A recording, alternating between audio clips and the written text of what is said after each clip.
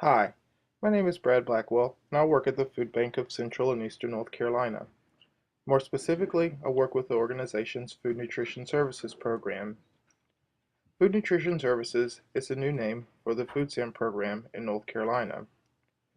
During this podcast, you'll have an opportunity to learn about the food bank, a brief history of the organization, how food is distributed through our many programs, and you'll also have an opportunity to learn in some detail about 3 squares for CENC, the Food Bank's Food Nutrition Services outreach effort.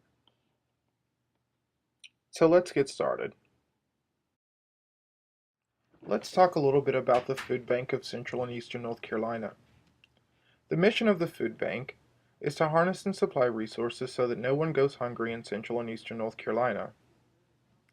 The Food Bank is a nonprofit organization that has provided and continues to provide food for people at risk of hunger in our 34-county service area. The Food Bank has been doing this work for over 30 years.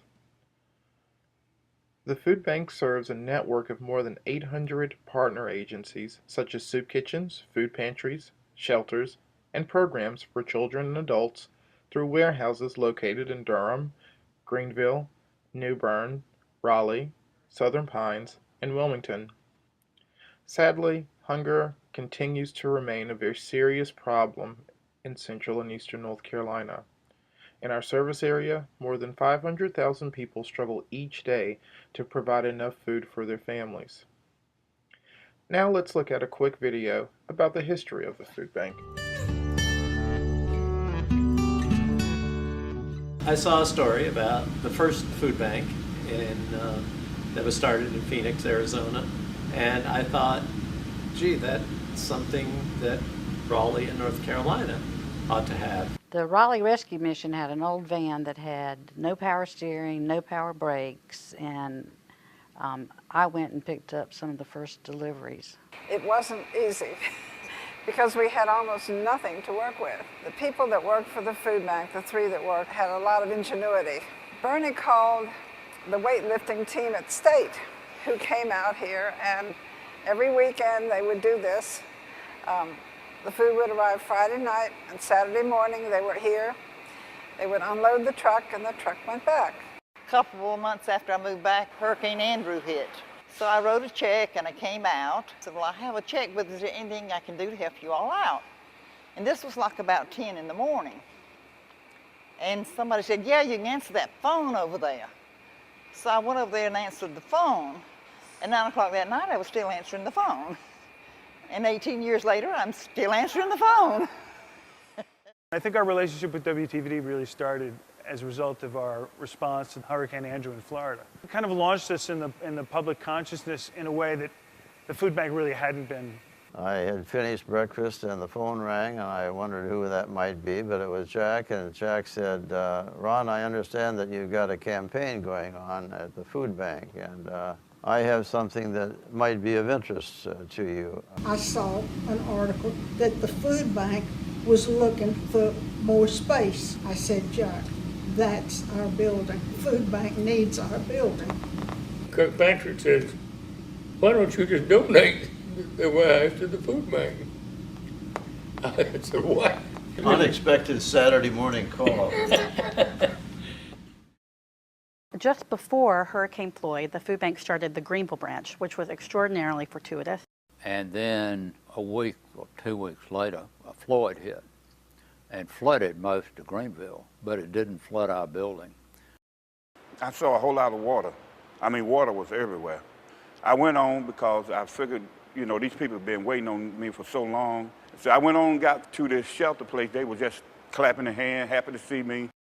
Governor Jim Hunt chaired the Breaking Bread campaign. One of the neat things about that campaign was the people that got involved. We got Governor Jim Hunt, and he knows everybody in the state of North Carolina, and he brought on some real big hot shots. And then we got former Governor Jim Holzhauser, who brought in the Republicans. And so we had most of the political hot shots in the eastern North Carolina covered on this. When we looked at me, a card table, and a telephone, we realized that we had to be able to pick up donations. The largest gift of the campaign was one from Blue Cross and Blue Shield. That was $1.5 million for Kids Cafe. The Kids Cafe program was introduced about 4 years ago. We went from being a program where children receive cookies and snacks to being able to serve them a full course hot meal.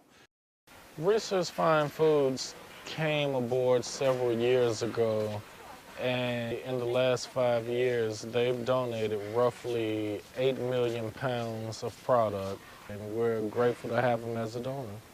Between Food Bank and Walmart, we have trucks go right to their stores 3 times a week. We have 41 stores in our 34 county service area that we're picking up at. When I've got 40,000 pounds of potatoes and I need somewhere for it to go, I need it to have a home, and I call Jerry and Andrew at the food bank and they have a home for it. The relationship with Food Line and the food bank, that whole process started about 30 years ago. We are extensively involved with the Food Line Hunger Relief Day. That's one of our proud moments of the state fair. So a lot of our associates go and volunteer to make sure that it runs smoothly and that we have a presence in our community. People who don't even have as much come out and give, and I'm always surprised by that. Just everyone tries to do something because they really believe there's someone else who's worse off than they are. Without Governor Hunt's Office of Volunteer Services, we would not have been able to get off the ground. You here in Raleigh and the one in Durham make the volunteers feel important and proud to be doing this kind of work. I've always worked in the food bank for the last couple of years, but when they started the backpack program, I feel like it really helps the kids that really need it, and it makes you feel good to do something good for the community, especially for kids. From the beginning, John always had a philanthropic focus and a philanthropic bent. And he wanted to make sure that the employees of Cisco didn't only think about the bottom line, but they also thought about their place in the community and making the community a better place. And I attribute that fully to John Morgridge being involved in the company since 1988. It's supported from the highest level from our CEO in the sense that giving back is very important. He himself is an example, so it kind of inspires us to give back. When I come to work in the mornings, we have agencies standing by the dock ready for the doors to open. And it's those agencies that stand out there on that dock that respect us. I feed 180 men and 96 women, 3 meals a day, 365 days a year. I use the food bank as a resource to be able to supplement what I have to purchase for nutritious, wholesome meals for my clients. When I come in and see a place like this, in the room that I'm sitting in, to think that there's this many people that support this organization, it makes me feel really good that it's going to last. 30 years is a heck of a marker. It speaks to the need for food banks in this country still, and unfortunately in this recession we're in, it speaks to a more pressing need than ever. When you really do get people who've got the heart and passion, you can do anything. And I think the food bank is really a testimony to that. Happy 30th anniversary, Food Bank of Central and Eastern North Carolina.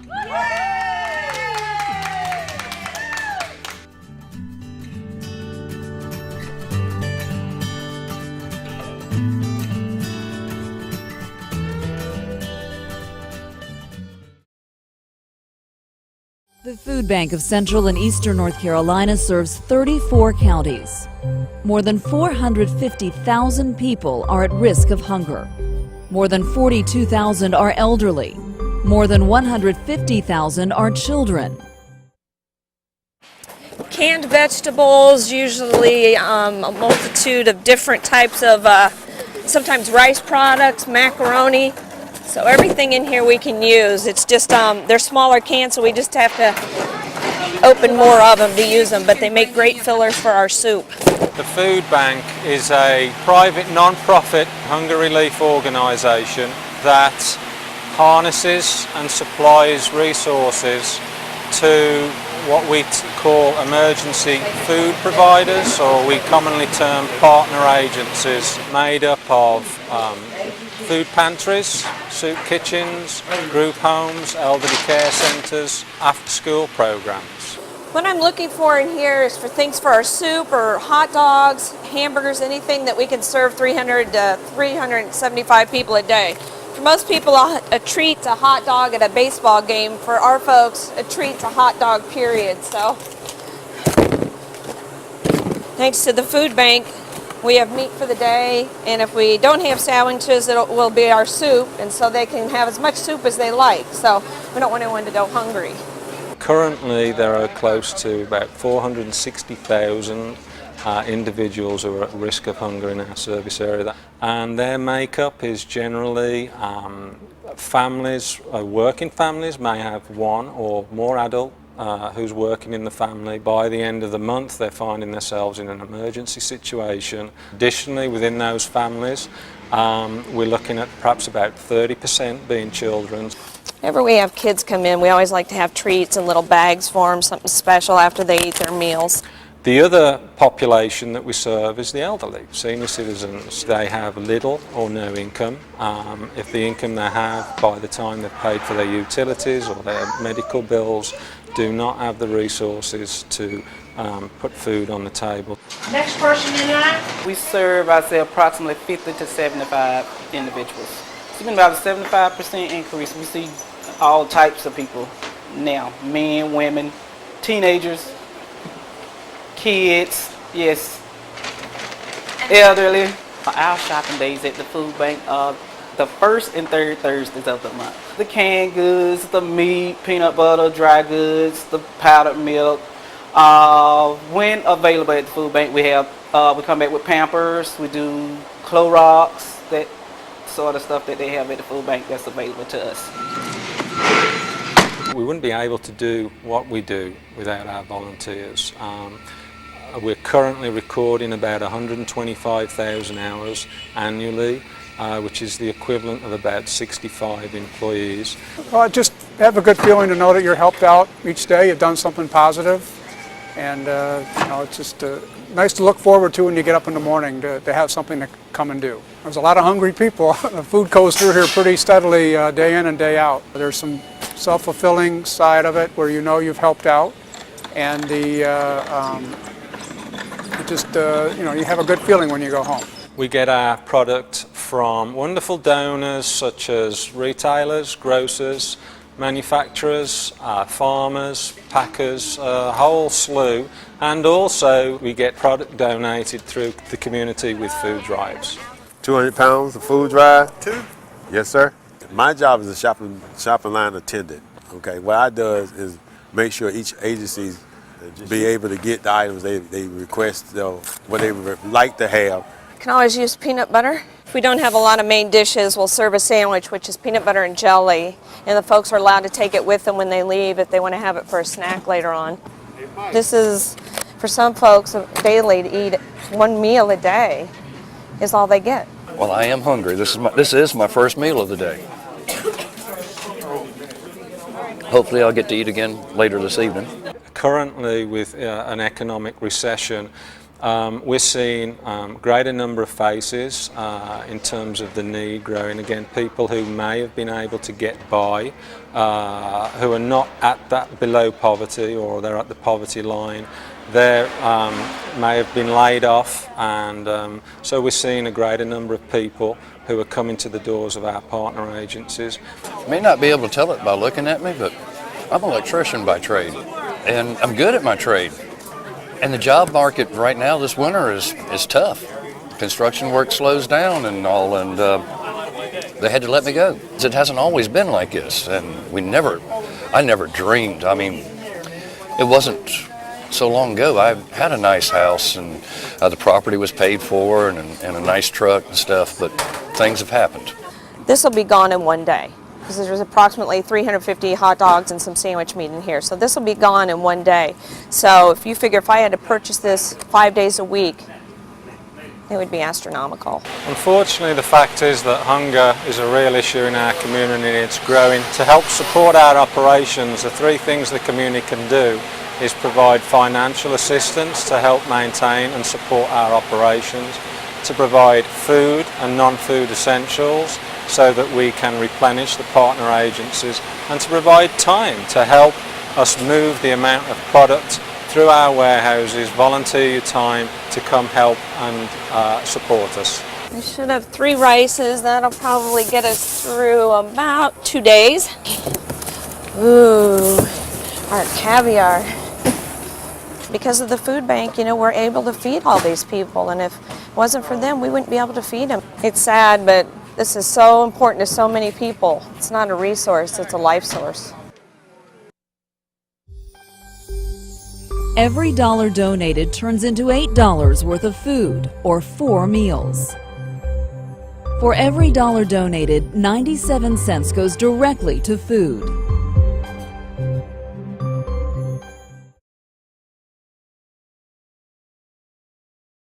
Now that you've seen a little bit about how the food bank operates, let's talk about some of the programs. The first program we'll discuss is the Emergency Food Assistance Program, commonly known as TFAP. TFAP is a federal program that provides food at no cost to low-income Americans in need of short-term hunger relief. TFAP is a means-tested program with income eligibility requirements set by the states. In North Carolina, the income eligibility requirement is 200% of the federal poverty threshold. TFAP is also a part of the larger federal food safety net. Next, let's talk about the Weekend Power Pack program. The Weekend Power Pack program provides a backpack each Friday to children who are eligible for free and reduced meals at school. The backpack contains enough nutritious foods to last until Monday. Volunteers receive the food from the food bank, load it into backpacks, and deliver it to the school or program for distribution. As we continue, let's take a look at the Kids Cafe program. The Kids Cafe program is one of the largest of the nation's charitable meal service programs providing free hot meals, nutrition education, and academic support. This program represents an approach to ending childhood hunger through after-school programs. It is initiated by Feeding America, the leading national hunger relief organization, and operated locally by the food bank. Kids Summer Meals program provides children who participate in the free and reduced meal program at school with nutritious meals during the summer when schools are closed. Through partnership with community organizations, the food bank is able to provide nutritious breakfast and lunch meals in addition to supporting various enrichment activities for children such as exercise and summer reading programs. 3 Squares for CENC is the food bank's SNAP or FNS or Food Stamp Outreach Program. 3 Squares for CNC is a dedicated outreach effort which has outreach coordinators who provide application pre-screening and completion assistance to seniors, working families, dislocated workers, individuals living with a disability, people without a permanent address, and military families.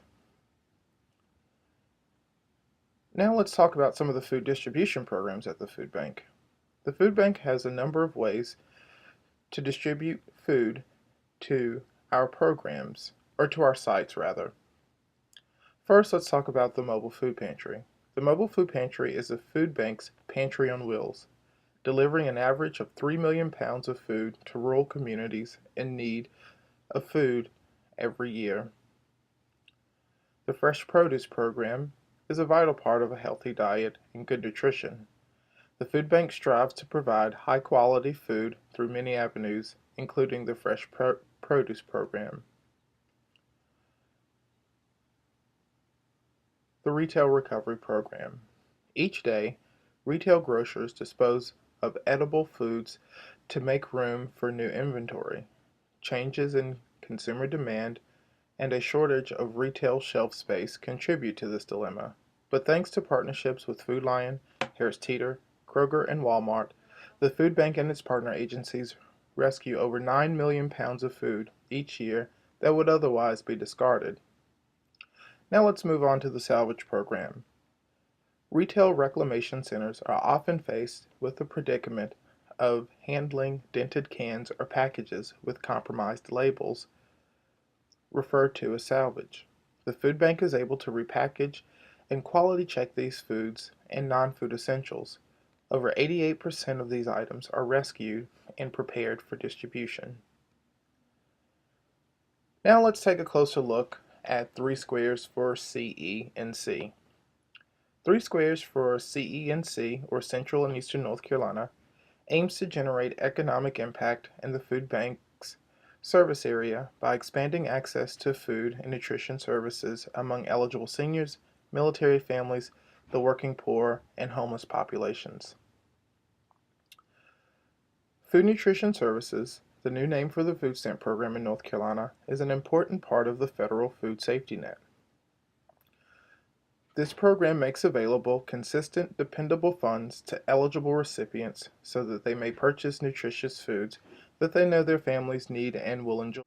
3 Squares for CENC aims to improve food nutrition services participation through pre-screening, application completion assistance, advocacy for seniors, working families, military families, transient individuals, and dislocated workers who are potentially eligible.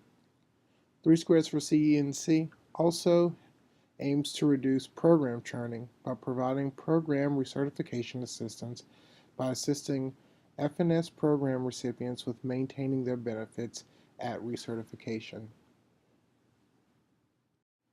There are 4 members of the Food Bank's 3 Squares for CENC outreach team.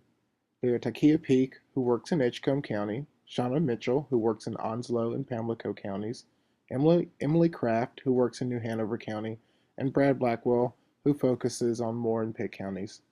Should you have any questions about any of the work of 3 Squares for CENC, feel free to contact any of the 4 members of the team. On the screen, you'll see their email addresses and phone numbers.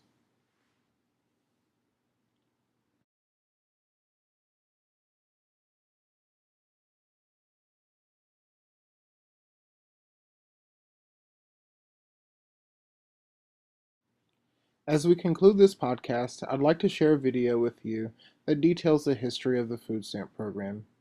I'd like to thank you for sharing your time with me.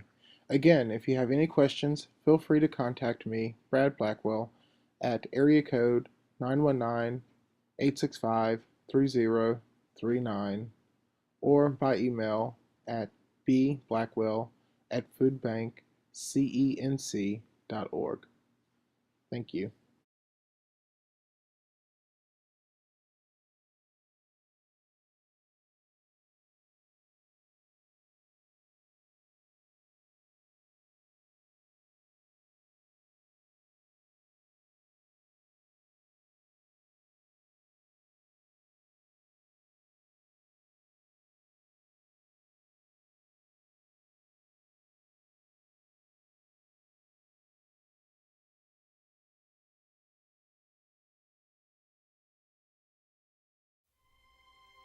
If you ask recipients of the food stamp program how it originated and who sort of pushed it along, I don't think they would know, but that's not important. The important thing is that they benefit and they have a better quality of life.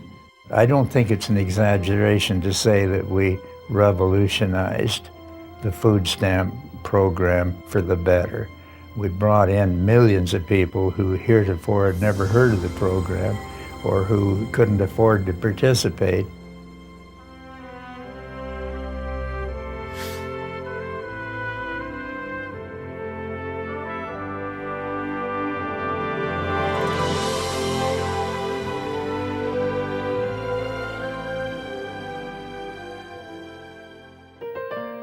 The food stamp program was established as a safety net against hunger and malnutrition for low-income Americans and their families. It saved me, you know, and it kept me out of the hospital, the emergency room.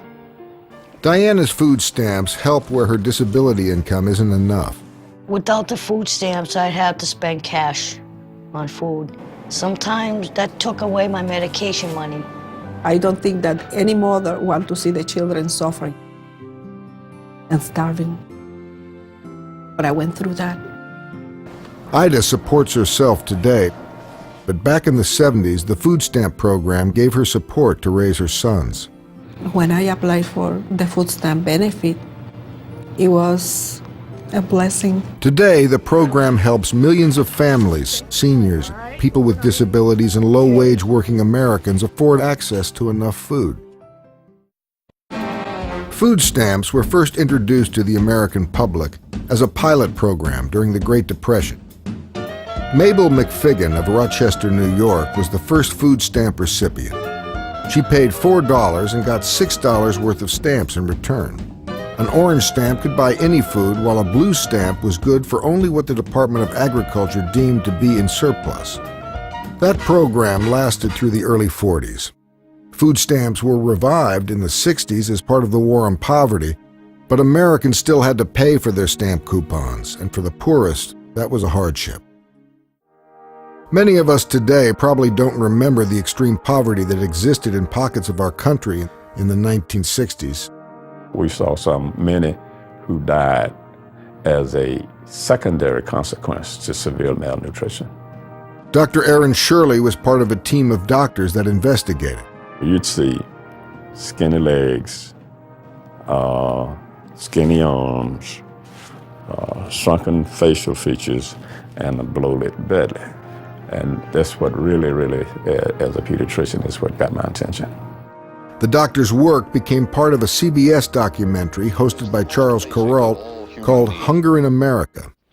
This baby is dying of starvation.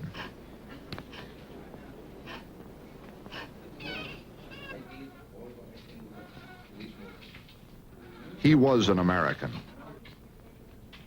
Now he is dead. It shocked the American public.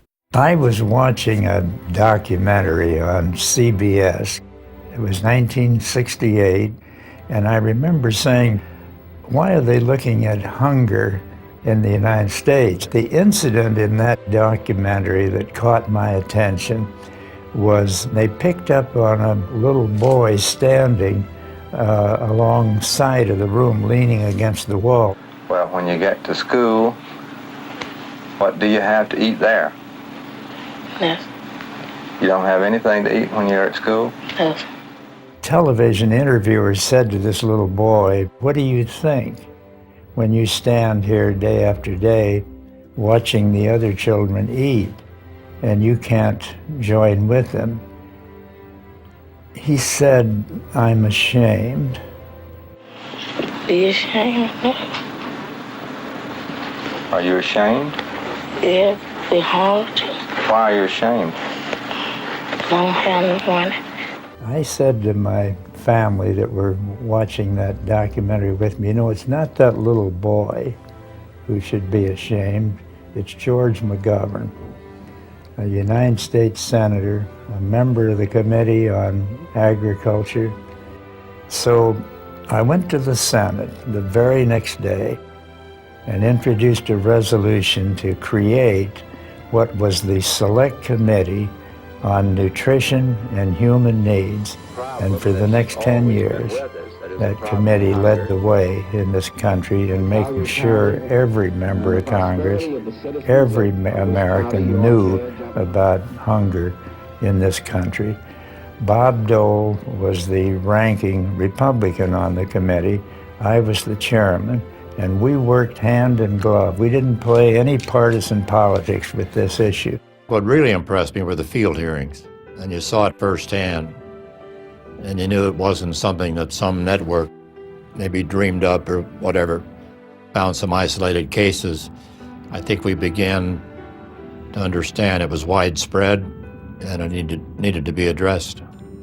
In the early 70s, while food stamps were helping to protect millions from hunger, it was clear that changes in the program could improve its efficiency and reach. Senators Dole and McGovern took the lead. They teamed with Congressman Tom Foley in the House and the Carter administration to pass the Food Stamp Reform Act of 1977. This bipartisan legislation revolutionized the program and made the program more efficient and more accessible to the poor by finally eliminating the requirement that Americans pay for a portion of their stamps. If you didn't have that money to put up, then you weren't eligible for the program. It didn't make any sense to me. It was around this same time that Dr. Aaron Shirley returned to the places of severe hunger he had witnessed a decade earlier. It was after the food stamp program had been in existence, and it was just amazing and rewarding to see some of the same people that we had interviewed, how much better they were in terms of their nutrition status and their outlook on life. Today's food stamp program is even stronger as a result of key reforms put in place in recent years by Congress, states, and the White House. Today's program benefits 26 million Americans every month. More than half are children. It's more pain for you to have your children to be hungry than for you to be hungry. The program is extremely efficient and has the highest level of accuracy in its history. 98% of those who participate today are indeed eligible. Benefit transactions are simpler. Paper coupons have been replaced by debit-like EBT cards. The program is a key support for working families. It serves nearly twice the number of low-wage working Americans than those who rely on welfare. One of the myths in the food stamp program is that it serves only those who won't work or can't work for some reason.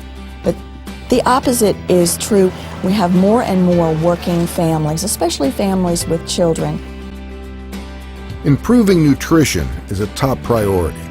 The food stamp program has a really aggressive nutrition education component to it, and we really do need to help people learn how to eat a nutritious diet to improve their health and overall well-being.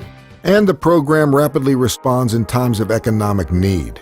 Nearly 2 million new households were temporarily enrolled in disaster food stamps after Hurricanes Rita, Wilma, and Katrina.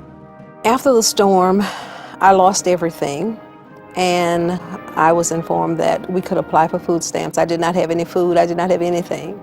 And so I applied for food stamps, and I received food stamps for 2 months.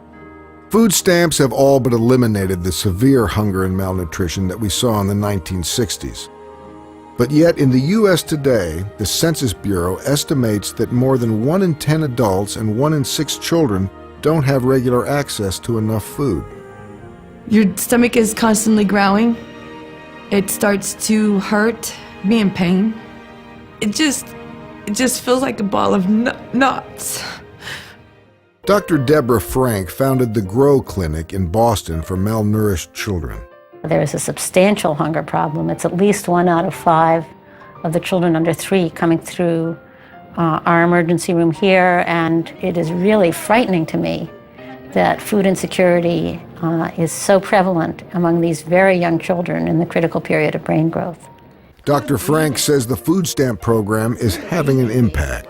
But I've seen when the family's gotten some food stamps that, suddenly the child comes back in a month and you say, wow, that's great weight gain, what happened? 40% of those eligible for food stamps miss out on benefits. Many don't know they're eligible. Others find the process too difficult.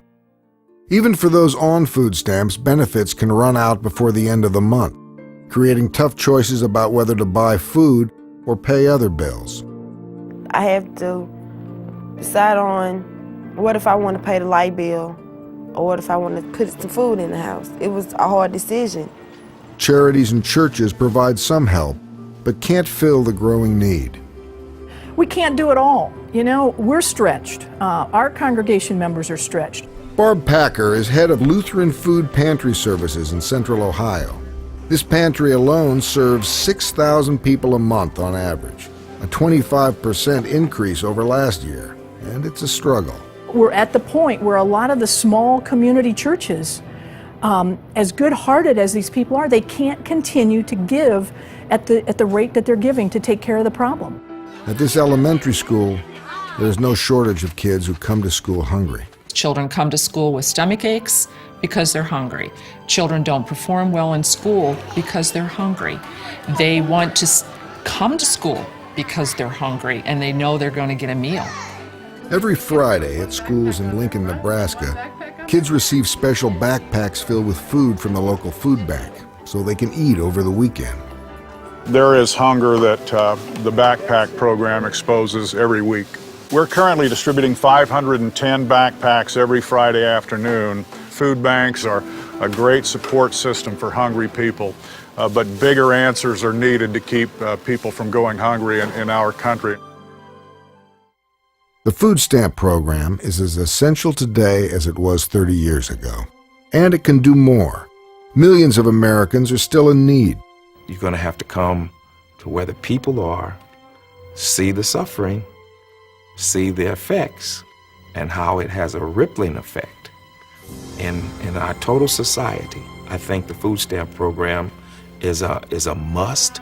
It's really a blessing, you know, for the government to provide this, because a lot of people couldn't make it if it wasn't for that, because I've been there. This year, the highly respected National Journal called the food stamp program one of the government's top successes. Well, I started out in Congress not being a supporter of food stamps because I was one of those that believed that there was a lot of waste, fraud, and abuse. I evolved into a supporter of the food stamp program based on facts. It's our responsibility as good citizens and as a government to help give people the means by which they can help themselves. And I think food stamps are one of the tools that we can use. This is essential that there be at least that kind of safety net to provide food, not just for the elderly and the very young and the helpless, but ordinary citizens who are trying to get on their feet. We've always had people in need, and we've always tried to address those needs, but never in such a comprehensive way as the food stamp and the Reform Act of 1977. I still would like to see the food stamp program expanded so that we don't have hard-working, poor families running out of stamps before the end of the month. The food stamp program has a rich history in helping the nation's poor, and it continues to be our nation's first line of defense against hunger.